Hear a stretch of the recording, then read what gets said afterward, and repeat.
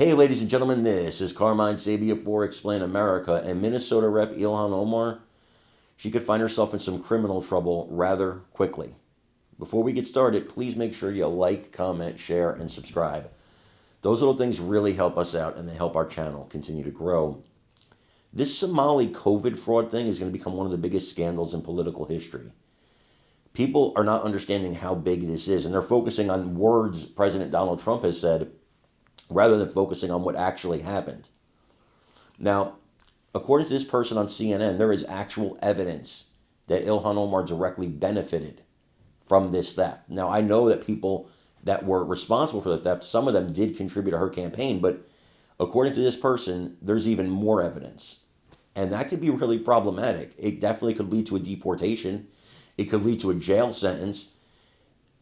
I have a lot of questions about how Ilhan Omar went from having a around $350,000 net worth one year to the next year having $30 million. That needs to be investigated. I'm not saying she did anything wrong, but I damn sure needs to be investigated. I want you guys to take a look at this and let me know what you think in the comments.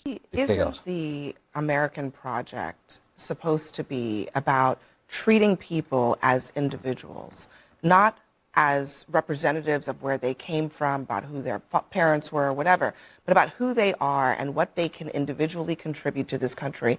However, what Trump is doing there is basically saying you are worthless if you come from a part of the world that he doesn't think has value. Is that really what we're doing in the United States of America? That's not true in America. That's no, not true. we in America, we do treat That's people not as true. individuals and appreciate them as individuals. It's one of the greatest things about this country. On the other hand, and I am no fan of Ilhan Omar, and she is in a lot of deep doo-doo now because she is very tangled in this billion-dollar Somali Medicaid fraud scandal in Minneapolis, and she may be touched by this. And of course, I haven't seen any evidence of her being connected to it, except for her being Somali. Let me tell you why the check and balance. Let me tell you why Abby, there is evidence. This kind of she is rhetoric tangled doesn't into this matter web. because the economy, the American economy, is based on entrepreneurship.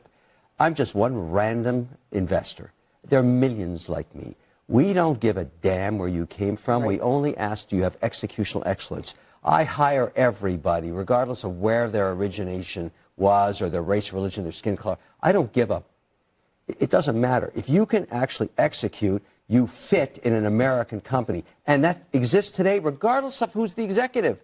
I don't agree with those comments, but it's the economy that saves us all. The 200 years of success, the number one economy on earth, driven by every race and color and religion because of executional skills. Nothing else. That's it. Yeah, I could not agree more. But in this moment, what is happening,